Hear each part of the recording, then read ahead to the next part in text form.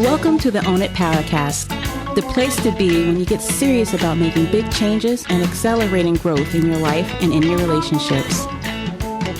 Finally create the life you've always wanted, living life on your own terms. Learn how to take your fear and turn it into powerful choices that will create sustained change. Now your host, Mary Baker. Hey everyone, welcome back to the Own It Powercast, the place to come to get what you need to move yourself forward. Hey, it's Mary Baker and welcome to episode 278. Is it love or denial? How we trick ourselves into ignoring the truth. Well, welcome back to this month, which as you know has been all about boundaries, finding ways to connect that are good for us, showing healthy boundaries, being good to ourselves, and we're going to continue that focus on what healthy boundaries really look like in our behavior and our communication. In other words, what to do and what not to do in our relationships. And one thing about boundaries to me is the idea that if we struggle with them, then we have a hard time with reality. We really don't want to face it. We don't want to sit in it. And so we make our decisions from that place, especially when it comes to our relationships. So today we're going to get into exactly that, how we can trick ourselves into ignoring what's really going on in our relationships and how we see others rather than dealing with the reality that is playing out. Now, if you need some help with boundaries and just getting started, doing your boundary work, I have a free ebook. The link is in the show notes. Has some audio downloads for you and some worksheets to get you started on assessing where you are with boundaries, because boundaries is a big project. And so it's really important to know where we are in that work so we know what to work on. Okay, so why do we struggle to see reality for what it is, especially when it comes to relationships and situations and even our own patterns of behavior? Well, the truth is, I think we protect ourselves from seeing things clearly because, as we know, facing reality often requires change, which can be scary. Setting boundaries, and that might be hard for us to do. We're making hard decisions, which is a part of that boundary work. So in this episode, we're going to look at the sneaky ways I think we avoid seeing the truth and how to start confronting reality in spite of the fear. So let's talk about some common ways we keep ourselves from fully seeing the truth. And some of these you might already be familiar with, other ones you may not have thought of. What I want you to do is, as you listen, just gently get honest with yourself, because it's so much easier for us to see when other people do this stuff than to admit when we do it, okay? So the first one, making excuses for others. Saying things like, well, they didn't mean it like that. Or they're just going through a really hard time. Or they had a really rough childhood. Or that's just how they are. Admitting the truth would mean we can't justify staying in this dynamic anymore. And that's what keeps us stuck. Because if we focus on why they act that way instead of what their behavior is actually doing to us, then we can avoid the truth. It's like we're trying to convince others, oh, no, they didn't mean it. They're really great people, but we're really trying to convince ourselves in that same moment. And in that same vein, we find ourselves minimizing all the red flags. We dismiss the warning signs as not a big deal, especially early on in a relationship. We say things like, oh, it's not that bad. It's not a big deal. Life happens. It's just a little thing. Hey, at least they aren't worse. Why do we do this? Well, because acknowledging how bad it actually is might mean we need to confront it, we might need to set boundaries, or ultimately leave the situation. Just remember, when you minimize, you gaslight yourself into staying into situations that can drain or harm you. Here's one that we can be famous for: hyper-focusing on their potential instead of their patterns. Their potential instead of their patterns. Whether we say these things aloud or whether we are subconsciously believing these things, we say things like, I know they can change. I know people can change. they've shown me glimpses of something better. And those of you dealing with narcissists, you know that's breadcrumbing, because they will show you glimpses just to get you off their case. If they would just do X, things would be different. That's a famous phrase. Guys, it's easier to cling to hope than to accept that fact that who they are matters more than who they could be. Potential is a fantasy, and unfortunately, patterns tell the truth. So if someone consistently shows up in a way that hurts or drains us, we need to sit with that for a minute, and we need to believe them. Now, let's stop here for a minute. That doesn't mean they can't change. What that means is they haven't started yet. And I also want to interject here. If you see a stop and start where they'll do something great for 2 weeks then back off, that's not real change. That's lip service. The other thing we can do is blame ourselves instead of holding them accountable. And if you're dealing with someone who tends to be emotionally immature and manipulative, they're throwing these things at you. It's not hard to start to believe this stuff. Like saying things like, maybe I'm just being too sensitive. Or if I just communicated better, they wouldn't act this way. I just need to be more understanding. Why? Because if it's our fault, we don't have to face the fact that their behavior is a real problem. Taking responsibility is great and healthy, and I talk about it here on the show all the time. But just be careful that you're not taking responsibility for them, because self-blame can keep you stuck in very unhealthy situations. Another thing we can do, and I don't think we talk about this enough, is staying so busy to avoid the truth.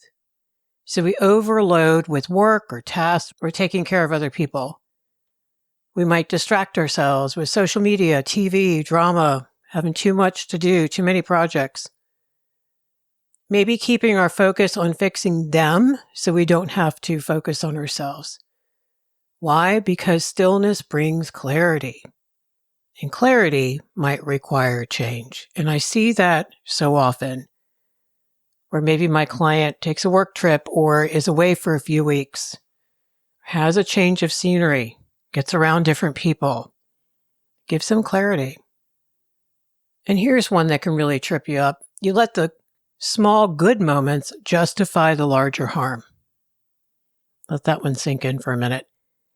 But they did that nice thing for me last week. But they apologized. When things are good, they're really good. Guys, do you know how many times I've heard that? Why do we do this? Well, because if we really zoomed out and looked at the full pattern, oh boy, we might see some truth.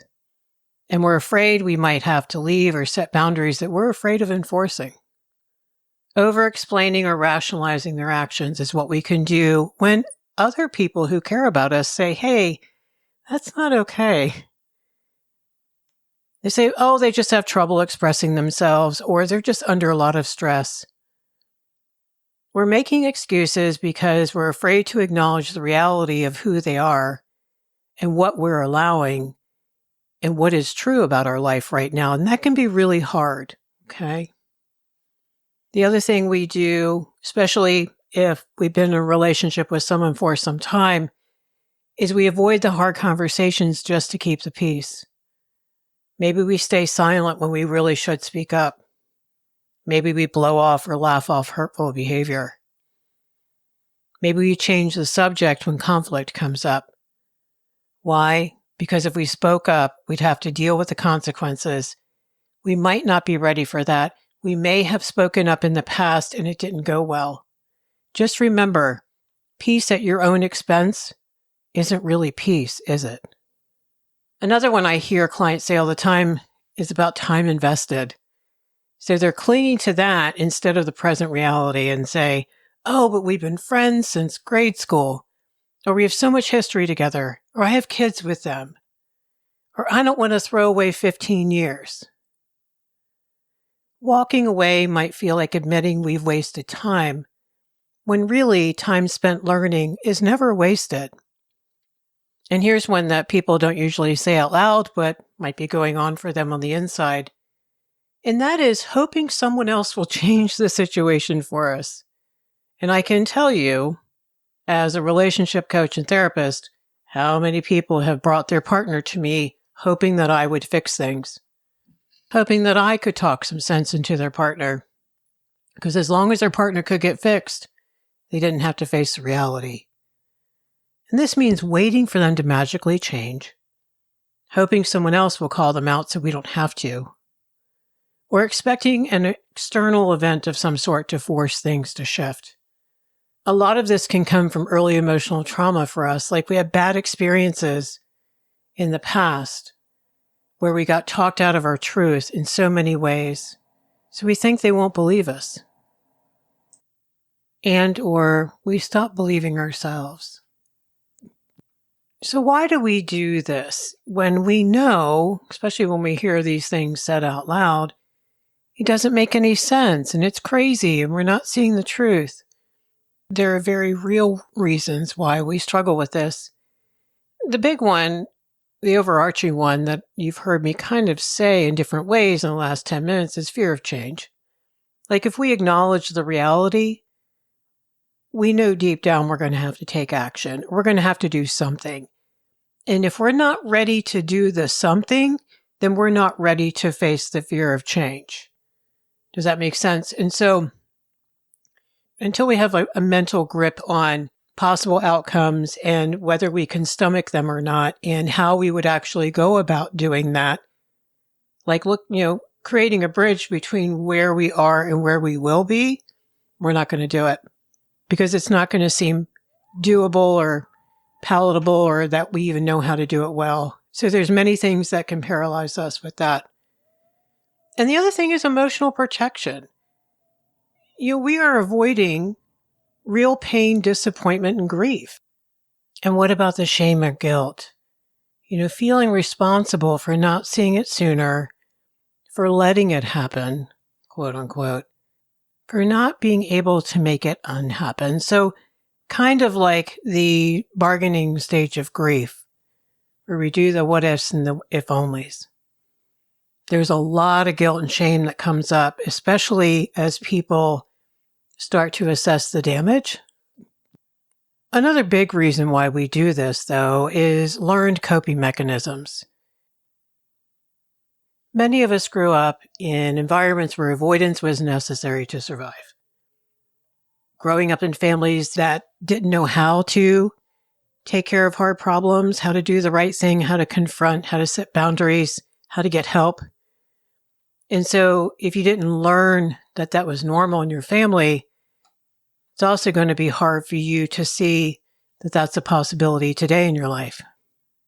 And again, it's hard because when we take responsibility for our own choices, we know it means that we have to make a move usually instead of waiting for the situation to change on its own.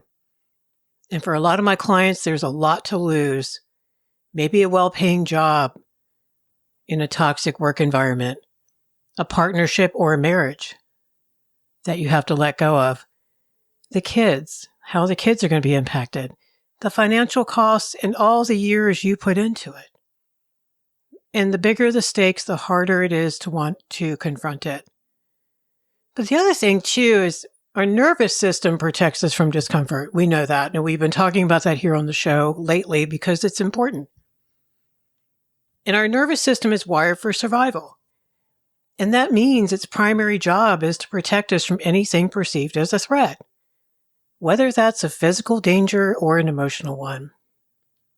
So when reality feels a little too overwhelming, too painful or scary, our nervous system is going to automatically deploy defense mechanisms.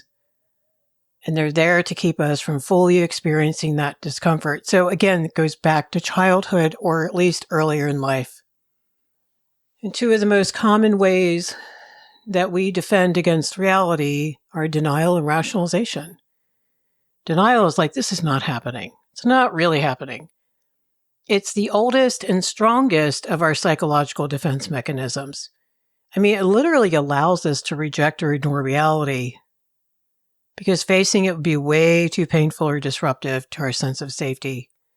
So what happens is your brain actually filters out information that contradicts what you want to believe. Isn't that wild? And so you downplay or dismiss things that don't align with your emotional comfort zone. And you're going to stay focused on all the hope and all the potential, even when the evidence says otherwise. So denial is kind of our nervous system's way of buying time, because it's keeping us from having to process painful emotions until we feel safer or more ready. The problem is that if we never confront the truth, we can stay in years of avoidance. So what this all comes down to is when we avoid seeing reality because seeing it means we might have to do something about it, we're going to have problems. And then change, especially when it means setting boundaries, losing a relationship, or facing painful truths, let's face it, is scary. But we know, and we need to remember, ignoring the reality doesn't stop the harm from happening. All it does is just delay the moment we have to deal with it. In fact, and we know this, the longer we wait, the more damage that can be done over time. Damage to our relationship with them, with ourselves, and to our finances sometimes, and even our health. And what does all this avoidance cost us? Emotional exhaustion, right? Constantly managing what we wish was true instead of what is true. That's an internal fight, guys. Subconscious or not, it's still there, and it's draining. There's a loss of self-trust. When we ignore our instincts, we stop believing in ourselves. We may not want to admit that, but that happens. And then we can't set boundaries because we won't face what we truly need. And so we just prolong our own suffering. So there are good reasons why we do this. And there are very real consequences to not dealing with it. So ask yourself, what's one truth you've been avoiding seeing? And then what's one small step you can take today to start facing it? So start acknowledging the small truths first so you can build self-trust and desensitize yourself to the fear of facing this stuff. Then start shifting your focus from fixing to accepting. Some things don't need to be fixed, just seen for what they are. What if you step back and stopped rescuing for a week? Just a week, and see what happens. And the other big thing, guys, is get support. This is one thing you definitely cannot work alone at. You have to have loving, non-judgmental, but honest support around you to give you the strength and the courage and the understanding and the compassion to face these things. Having other people validate your reality is also really big in helping you work through avoidance.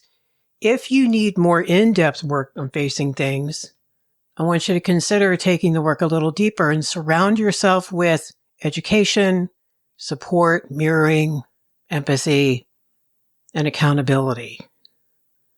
And my Find Your Voice course has all of that stuff and more.